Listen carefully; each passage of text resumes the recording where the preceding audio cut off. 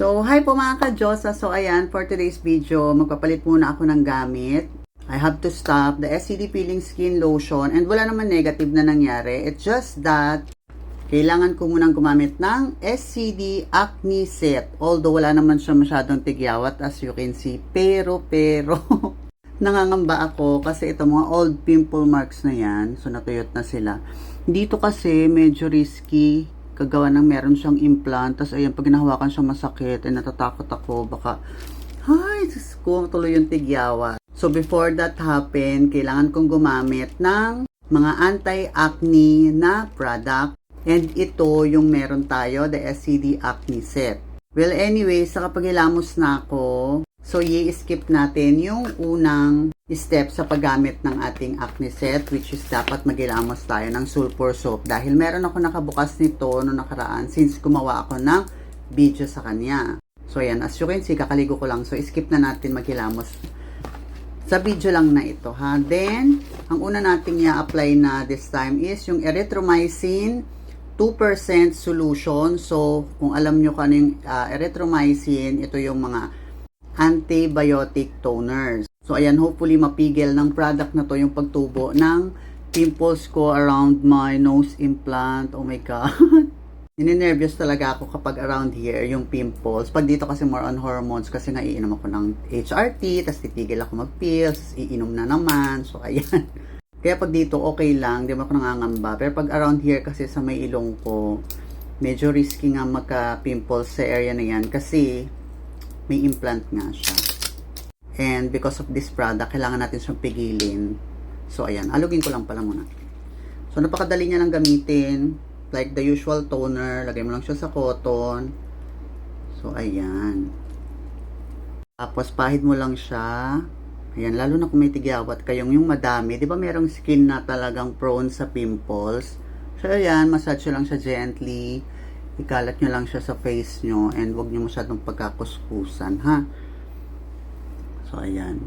This is the erythromycin solution 2%. So, ayan, lagyan natin siya. Pero wag natin diinan kasi baka lalong ma-irritate yung ating pimples na patubo pa lang. Hopefully, mapigil siya and wag siyang tumuloy talaga. My God, sus ko do.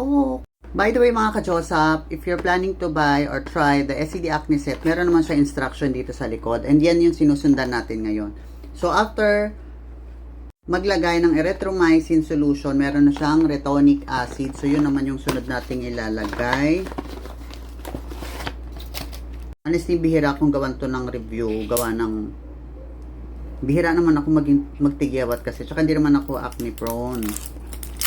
Pero ayan, pag mga kailangan, talagang ginagamit ko sila. So, this is what it looks like. This is what it looks like. The retonic acid, yes, yellow siya. So, ito, ikakalat mo siya sa buong mukha mo. Kasi meron pa tayong acne gel after this. Kasi na-try ko na rin to before. Iwasan ang paligid ng mata. So, gabi ko lang siya ginagamit. Hindi ako nag-day and night. So, ikalat mo lang din siya. Then, after this, tatry naman natin ilagay yung yun na, napaka-smooth niya lang din ilagay, diba? Gusto ko lang talagang mapigil yung growth ng pimples na to kasi delikado yung area. Gawa nang nandito siya sa may implant ng ilong ko. Although, ang gamit naman sa ilong ko is Gore-Tex. So, hopefully, safe naman din kahit magkaroon ng pimples. So, ayan. Ikalat na natin yung retonic acid. O, diba? Hindi siya nag-yellow. Yan. Okay na okay ito. Lalo na kung marami kayong pimples talaga. Pero tinan mo ako nga konti pa lang. Nagpapanik na. Next naman natin is yung acne gel. Ito namang acne gel, ilalagay mo lang siya dun sa mga specific area na merong pimples. Hindi siya all over your face unlike the retonic acid. Ganito naman ang itsura ni acne gel. Clear lang siya. So, kuha ka lang ng small amount. Tulad niyan. Then, lagay mo lang dun sa area na may pimples. For example, ayan. Diyan lang naman ako may pimples actually.